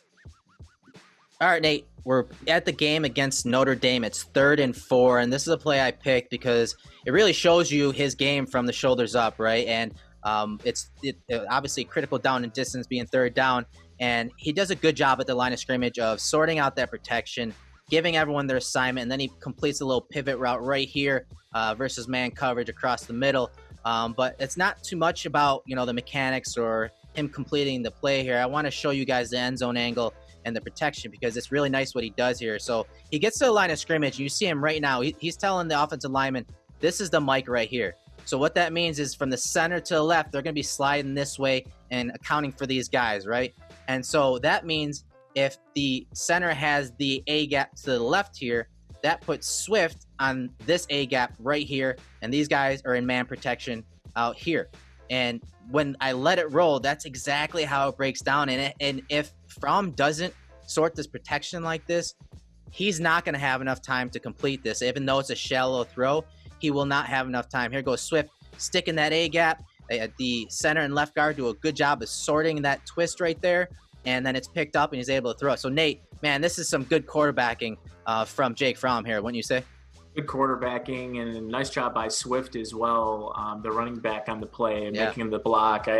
He essentially gets to make this throw unimpeded, but it all kind of comes together because of what he was able to diagnose and then execute pre-snap. And, I remember this game very vividly. He nickeled and dimed the Notre Dame defense all up and down the field. I think he had well over 20 completions and under 150 yards in this game. So they nickeled and dimed this Notre Dame defense to death.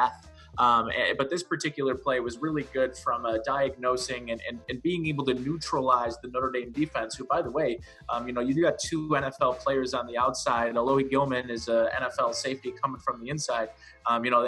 This is a really nice job picking up what Notre Dame was trying to throw at him. And in this particular play is able to neutralize the rush and get to the look that he knows he's got man up on the outside. All right, Nate. So 3rd and 11 situation against Florida. It's another play where Fromm shows off his mental processing, his ability to sort protection. So you see there basically, 2 to 3 down linemen right here. You never know with Jonathan Grenard what he's going to be in a 2 or 3 point stance, but you got a down lineman right here and a down lineman right here. But you see Fromm right here. He's pointing to number 7. And the reason he's doing that is he's counting him and telling the offensive lineman that he's a down lineman. So they're going to have 4 downs. So now the offensive line sets the protection, and you see even Fromm pointing out the mic. And what this is doing, he's telling the center, hey, you're going to be sliding to the left there. And you can see the center kind of reaffirm that. And on the snap, so they have all these guys picked up, and they run like a little game off that left-hand side right here. So there's 3 here, and then there's 3 offensive linemen to pick them up. You see on the other side, you got man protection right here. So it's all picked up beautifully, and it allows Fromm, once he hits to the top of the drop from the far right hash, to throw all the way outside the numbers there on a deep out route again, kind of like we saw earlier in the game to his receivers. So let me hear some of your thoughts on this play. Yeah, it reminds me of the execution that you saw in the Notre Dame game as well, where you get the off coverage and the trail technique, where it's going to kind of be an easy throw. Let's be honest. I mean, not easy, but it's an open throw. Yeah, the guy's wide open. The guy's wide open, and it's because of the concept that and the way that it was defended. It's almost pre-snap. You should know that as long as you get the time, this is kind of taking candy from a baby. So it's good that he's able. Again, though, I think it's important to note that this play isn't taking candy from a baby unless your quarterback can diagnose pre-snap how to stop the blitz against the defense here, and he does that. So kudos to him for doing that, because the play's dead without his pre-snap movement and getting his offensive lineman in the right position.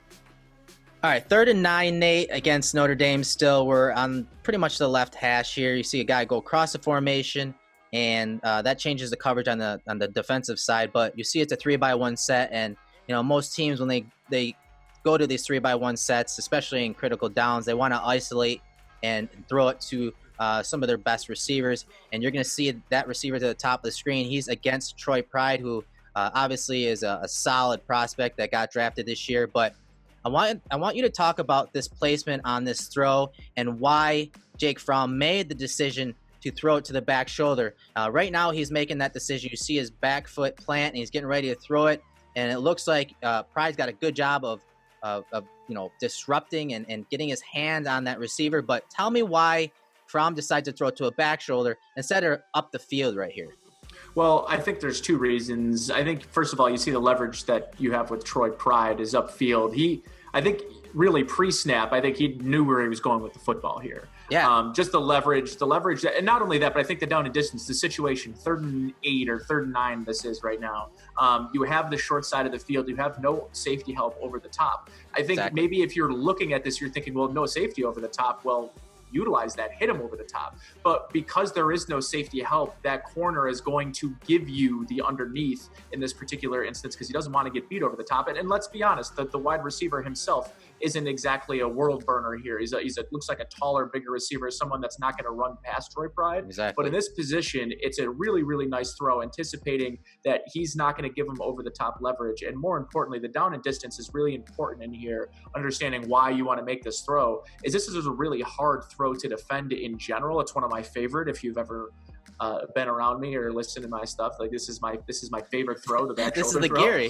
This is the Geary. This is the back. This is my favorite throw. And I think the one thing he does really well on this is in this situation, he throws it with a ton of loft, and he allows the receiver to turn around and make a play on it. Sometimes, the one thing I don't think Josh has quite grasped about the back shoulder throw is it doesn't necessarily need to be a rope. You almost don't want it to be, because you do want to give them an opportunity to adjust to the ball. It's not going to be perfect every time. But I really love this throw from a ball placement standpoint, down in distance. But I love that it looked like he made the decision right off the snap. All right, Nate, same game, Notre Dame, 2nd and 16. And this is another one of those plays where you're going to see Fromm target his receiver down the middle, kind of on a bender route. You have two high safeties here, and his mechanics fail him. It looks like he's just looking to his left. I don't think he's actually working through progressions. I think he wants to throw to this bender versus I believe this is a linebacker right here. So I think this is where he's going from the get-go, but you see the throw die again, and get a better look at it from the end zone angle. The thing that stood out to me was his base, man. His base as he gets to the top and starts that delivery. I believe like his base, his footwork is just so narrow. I mean, look at this. They're right in front of each other, and watch the follow through. I mean, he leaves this back foot, that trail foot behind, and the ball dives down the field. So let me hear your thoughts on this throw, Nate. Yeah, it reminds me of like if you're trying to turn two, if you're a second baseman and you're throwing it 5 feet, not 25 yards down the middle of the field. So yeah, from a base standpoint, just so narrow, just no rotation. There's zero transfer of weight at all. Right. He looks like he's on his back foot, but he's on his front foot. The weight distribution doesn't make this one's puzzling. Yeah, it's ugly, man.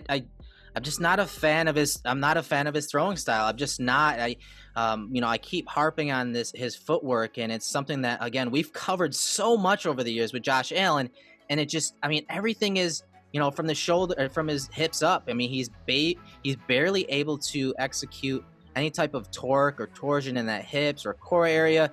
Everything is all arm, and that's why you see, especially he doesn't follow through, and that's why the ball dips and dives right in front of the wide receiver there. It's 1st and 10, and the ball's at the 49-yard line. This is a big time throw. I want you guys to pay attention to where he, not just takes a snap, but where he delivers the ball from. So he's right at about the 40-yard line, and he's trying to hit this deep out right here. And the guy's wide open. There's a really big cushion right here. You can see the hips of this corner, and his eyes are on the quarterback, obviously, and he's bailing. So, as this deep out kind of develops, and as you see the speed of that number 2 receiver catch here, you see a really nice job by Fromm of anticipating it and then throwing that almost just outside the 30-yard line, so 31, 32-yard line. The wide receiver kind of has to slightly work back to it, but this is a pretty big time throw. It's something that a lot of detractors of Jake Fromm, when they want to say arm strength is limited, it is. There's no doubt about it. But as you said at the top, man, as long as he's able to anticipate these big time throws and get it out of his hands,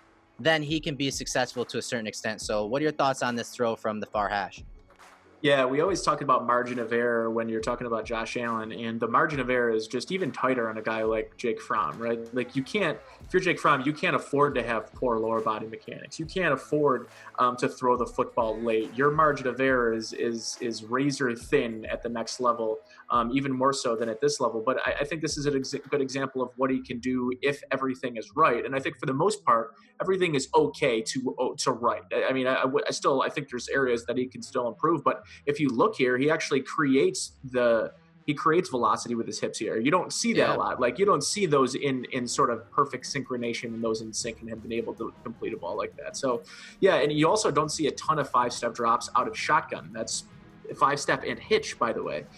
He took a 5-step hitch out of shotgun. That's a lot of depth. I just think at the next level, you can't have quarterbacks sitting at that depth. That's how you get a guy killed. But I mean, you see coming around the edge here, that's Julian Okwara, like that, that's an NFL end. If you got Jadeveon Clowney, if you got J.J. Watt, and you're at that depth, you're going to be a sitting duck for these guys in the NFL. Yeah, and it's a pretty good rhythm throw, as you said. His sequencing's, it's pretty good too. And that front hip, you could tell, guys. Like, look at the difference in that front hip. I mean, he clears that literally so nice.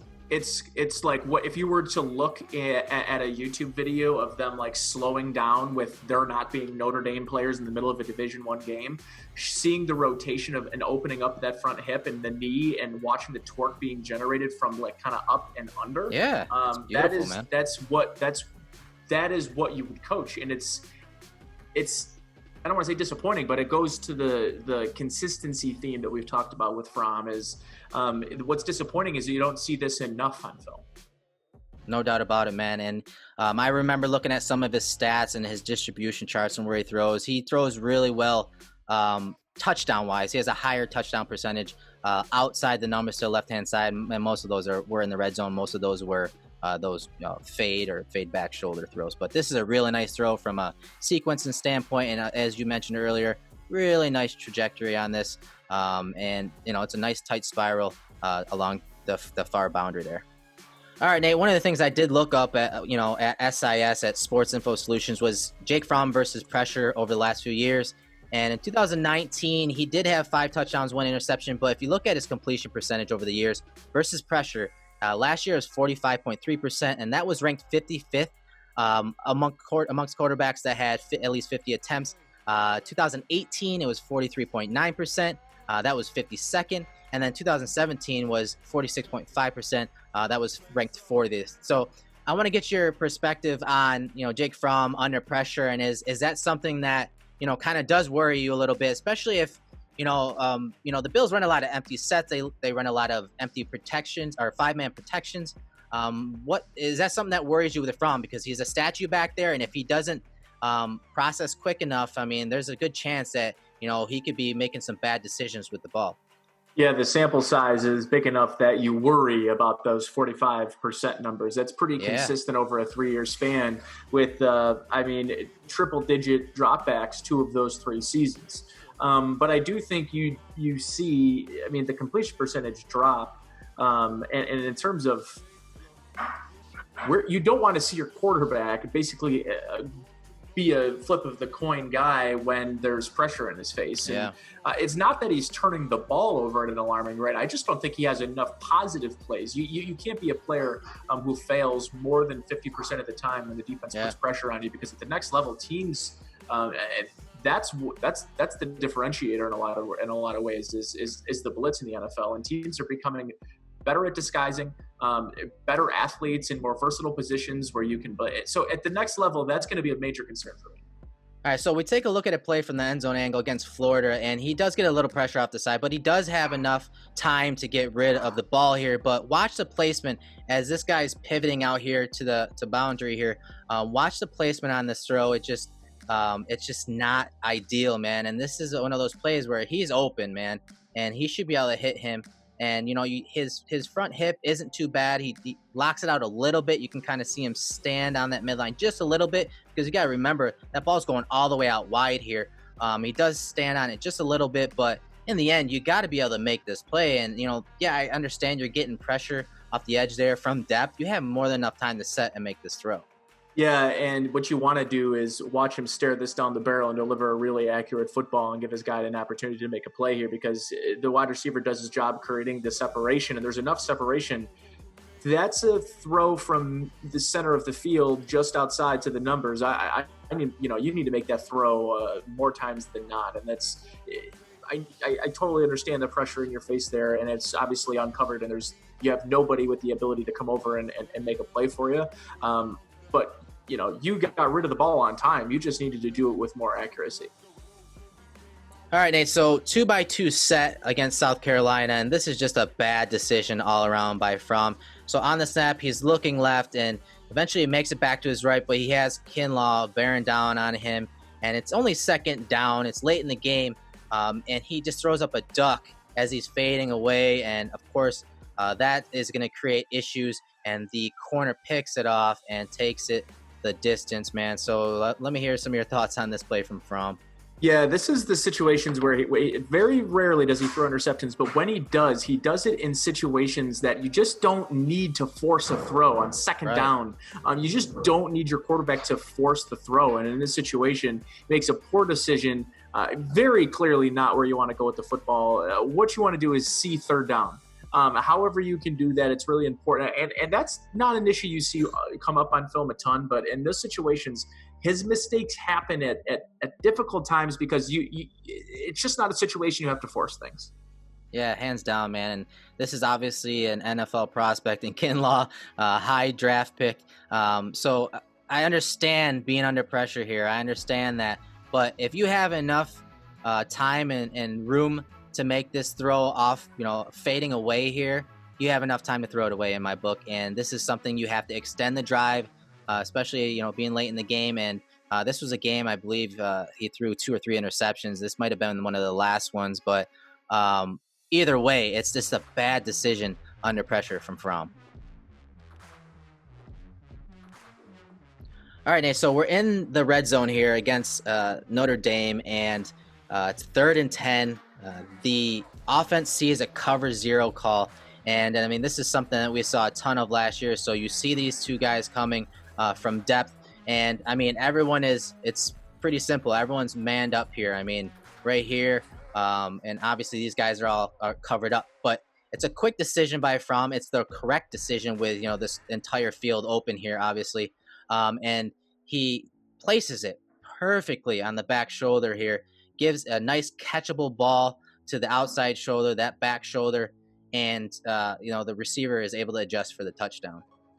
Yeah, it's a thing of beauty. This is a heartbreaker in this football game, and part of it's 3rd and 10, right? I mean, they're 3rd and 10 at the third. I'm sorry, it's 3rd and 7, but they're within the red zone. This is a huge play, and I think for me, he shows in a lot of he pulls these back shoulder throws out at really good times, like really important times in the football game. He sort of leaves these throws as for sort of the end, which that's always the sign of it's something you want to see in a good quarterback, right? He sort of leaves his best throws for the 4th quarter for crunch time. And I mean, he's got a young guy in Hamilton right up in his face, and for him to make the decision, lock on, throw it, knowing he's going to take a hit, and he doesn't, because he delivers the ball with enough time that he almost takes the defender right out of the equation. So this is exactly how you beat a cover 0 look, with anticipation, with accuracy, and understanding leverage, and giving your guy a catchable ball at the sideline. And again, that's 2 times on Troy Pride Jr. that we saw here, and that's a guy that I think is going to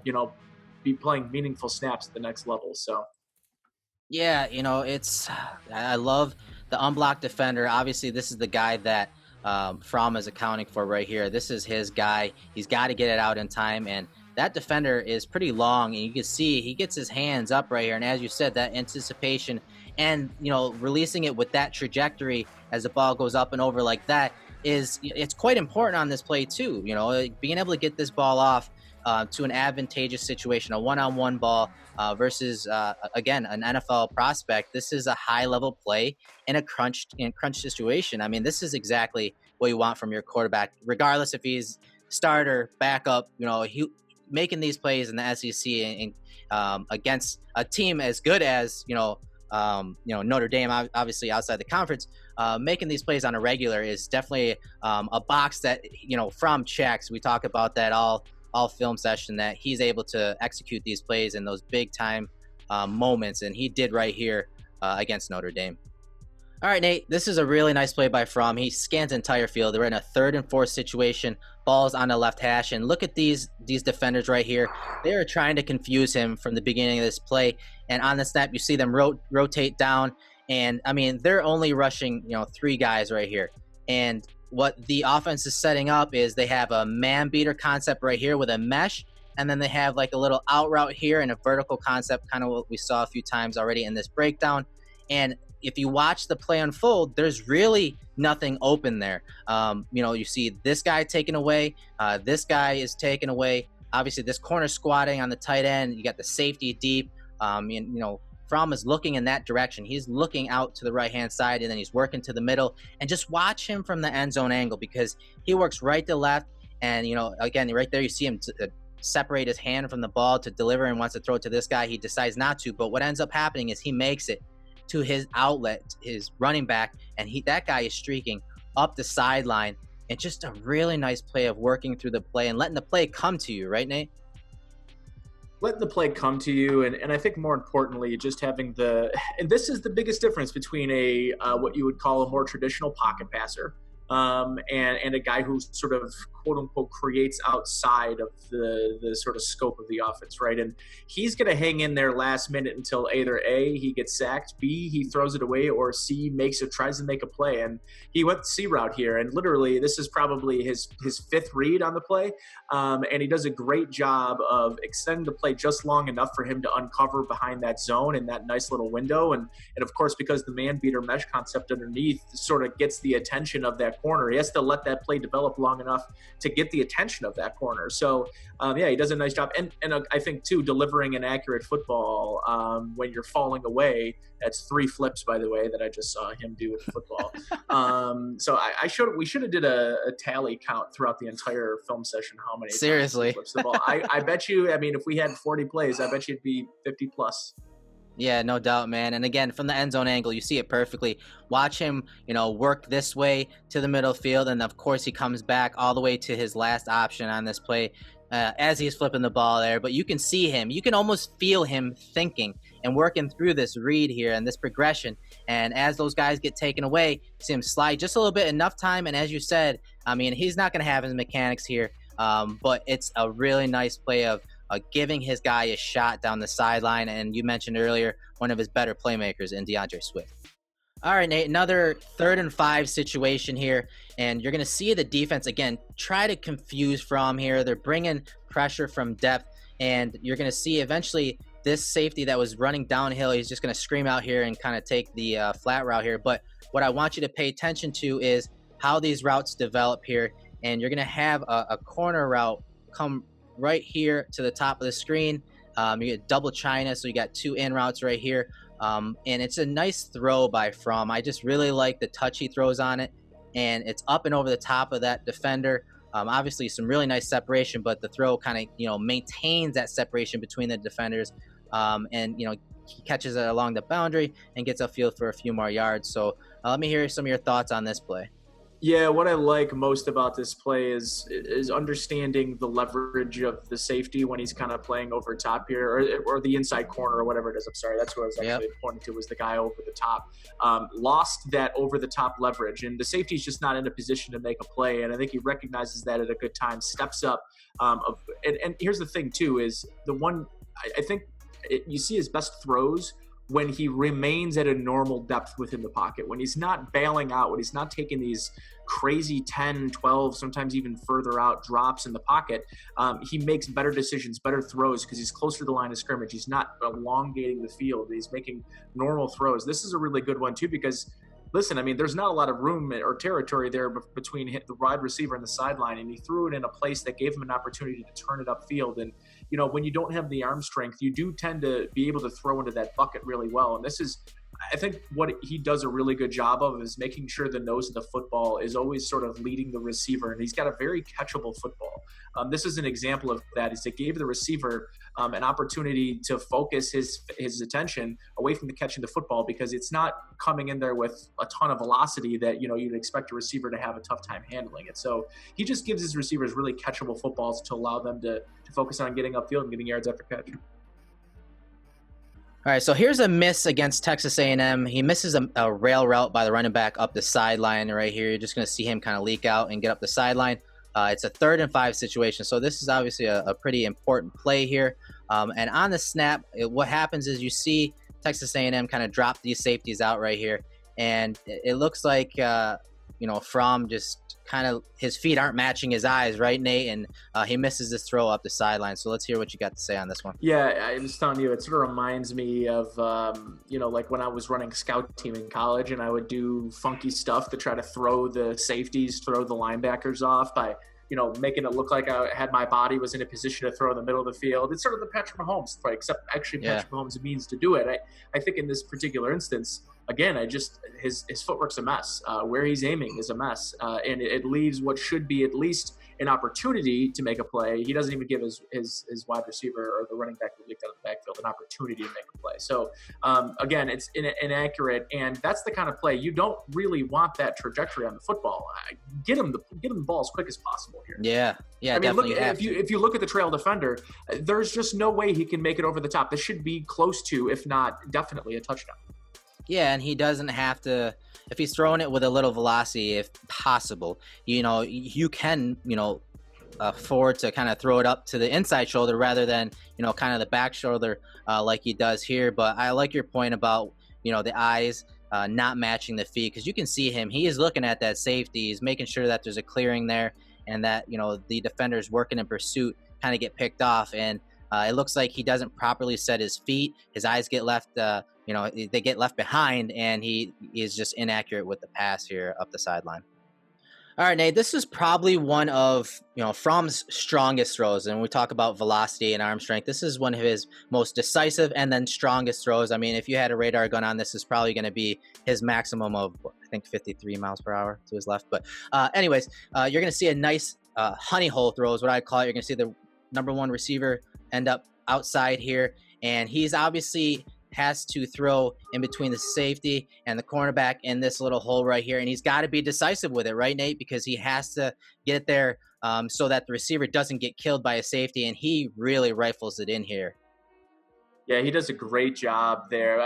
It's understanding the coverage, though, and recognizing that he had two backside and really taking advantage of that. I mean, you don't make this throw unless you understand what you're getting from that corner, because this is a throw that if they maintained man or they went like a two shell look, that could be an interception. But he does a great job of knowing that that cornerback was going to pass him off to the safety. He does. He squats, and it gave him that 1/2 second that was just enough to create the separation. And what a great throw in between the safety and the sidelines. I mean, you really can't. It's hard for me to find a better non-back shoulder throw than this one. Yeah, and again, watch his eyes. Immediately after the play fake, he's finding that safety right there, holding him, more importantly, and then see his eyes shift to the left there, and now he sets his feet, and then, again, that throw up and over the top, just really nice. And, I mean, we've seen Josh Allen throw with obviously more velocity on these type of throws, and in the NFL, these windows are going to be, very tight, and not just throwing with velocity is the way to get it in there, but you got to have a certain amount of trajectory on it as well, so that it's a catchable ball out in front of the guy where he can catch and run with it as well. Yeah, what was that D call anyways? I mean, you got Swift who leaked out of the backfield untouched. That was a pretty trash defensive call. Yeah, and you know what? And it looks like it's a variation of cover two red, or maybe even quarters, because you see these slot defenders eventually kind of carry those slot routes. So I think it's a variation, but either way, it's reading the same on the outside as, basically a cover two or quarters look, or what some defensive coordinators call a red two. It's just a variation of quarters and cover two. It's not a great technique by that corner either, to be honest.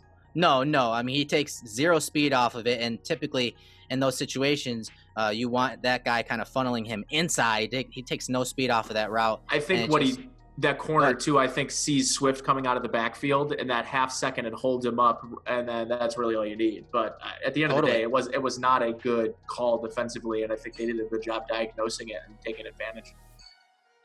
All right, Nate, another play where Fromm's under pressure, but this time he delivers. It's 3rd and 7, and you're going to have a deep out right here by the tight end, and I'll let it roll, and you're going to see it's a little high-low combination. That tight end's running deep out, and you're going to see a almost like a stop or pivot route right here to the middle of the field. But there is a little pressure in his face off the edge, but you can see Fromm deliver this throw from the left hash all the way outside the numbers there, and it's a really nice placed ball from Fromm. So let me hear some of your thoughts on this play. So keep going back to how catchable his football is. When he throws the football, his receivers are going to have an opportunity, even if it's a contested ball. And it's not contested, but what I think what's most impressive about this is being able to deliver, stand in, make an accurate throw when there's that type of clutter at your feet. That's the most distracting part of pocket pressure for a quarterback. The worst pressure is the pressure you can't see but know is coming. And other than a blindside or backside pressure, the one that's at your feet is the most distracting because it takes your eyes away from where you're supposed to be throwing. And he does a great job of not allowing that clutter at his feet to distract him from being able to deliver one of his good throws. This is the type of throw, these outs with room to the sideline, these pivot outs where the receiver is able to generate a little separation by faking to the inside and giving him some room on the outside. It's a nice little play for him because they have to keep the sideline out of play. Yeah, and I like the point about, working through that trash at your feet.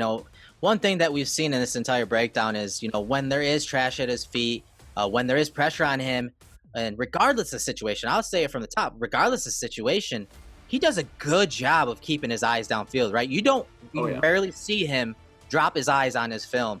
He's always keeping his eyes down the field, regardless of what's being thrown at him. And if you give him time, I mean, he can make these kind of throws and deliver them with decent placement. But a good point about, the guy at his feet. And I mean, that is having a guy at your feet, as you said, is probably the worst thing that a quarterback can have. And that's what, Tom Brady, obviously one of the best pocket passers ever, that is the thing that really throws him off, because it is the number one thing that throws quarterbacks off, is trash at your feet, not being able to step into throws. But on this one, he does a good job of just keeping his eyes downfield. And even with that trash at his feet, he delivers a dime to the far sideline. All right, Nate, that was obviously an extensive look at Jake Fromm, the 5th round quarterback for the Buffalo Bills. We obviously covered a lot of strengths, a lot of weaknesses, and areas to improve. So give me a quick rundown of what you liked, what you didn't like, and more importantly, as a developmental guy, what areas can he improve on, and hopefully we can see, a glimmer of hope in that 5th round draft pick. Catchable football. We see a guy who throws a really, really catchable football, with a group of receivers that are in Buffalo. That's something you want. Just give these guys a chance. Let them go up and make a play. The back shoulder throws, precise, those key times, the crunch situations, being able to hit those throws. The Notre Dame game stands out to me because it was one that, I have an emotional connection to. And he's sort of a couple daggers in my heart during that game. Just a couple of really crunch time throws. Lulls you to sleep throughout the game. I mean, he's not a guy that's going to, take the top off the defense, but picks his spots and understands his limitations. And sometimes it's a detriment that he knows his limitations and doesn't make a throw maybe he should.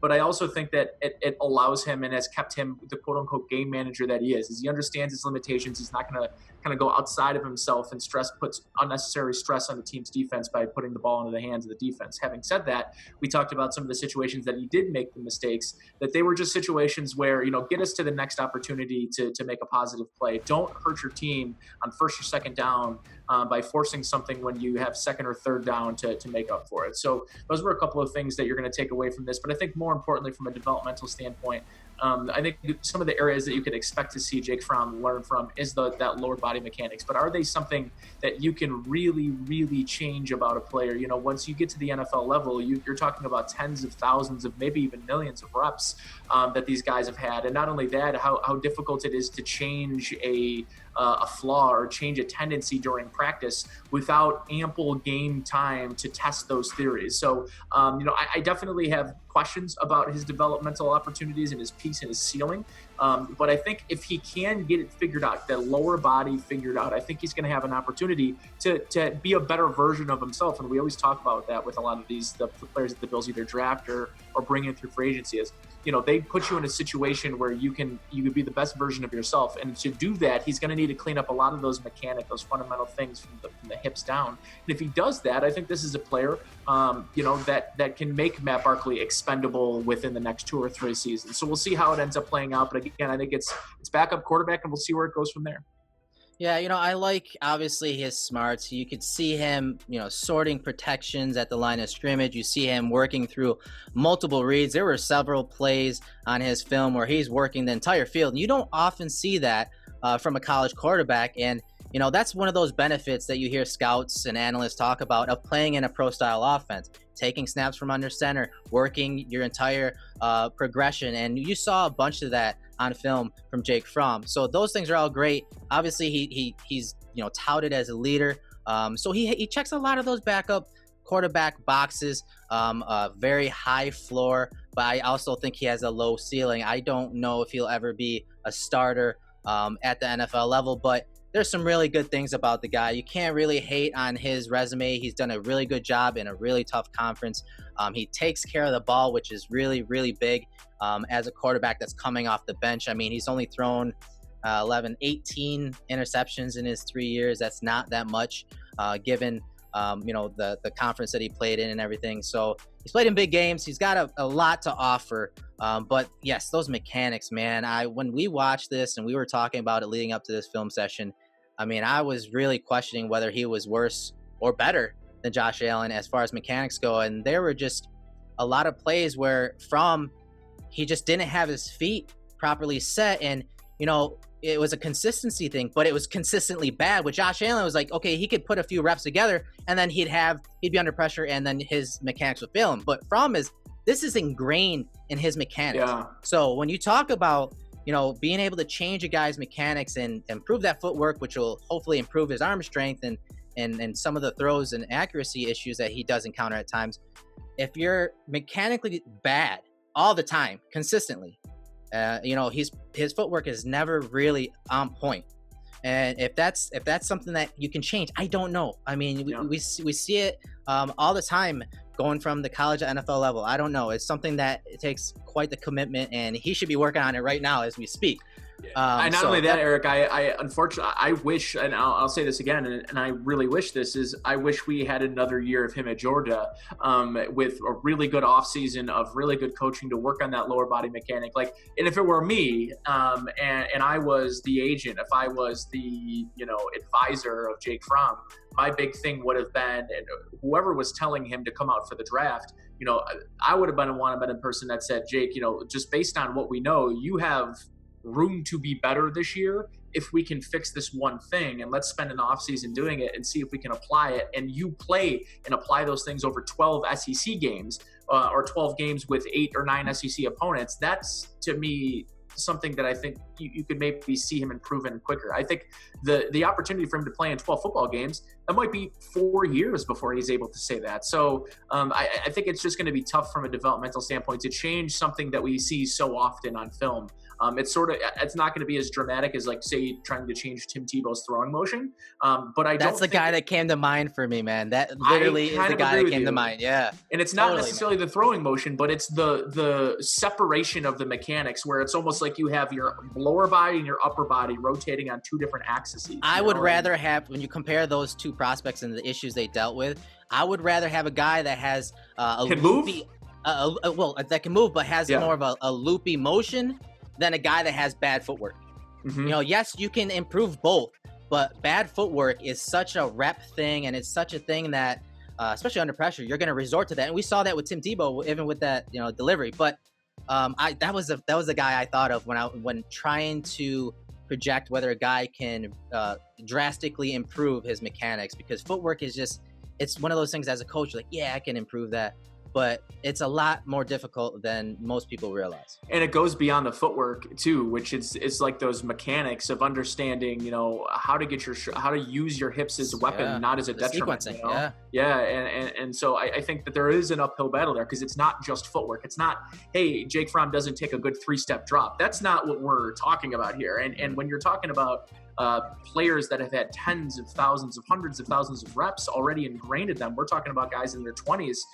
It can be really hard to do that on the fly, because, again, I want to stress that no matter how much you invest in a backup quarterback, he is going to get how many reps with the starters during the training camp? If Josh 10%. Allen, maybe, right? And not only that, is how much of those are going to come in the last preseason game?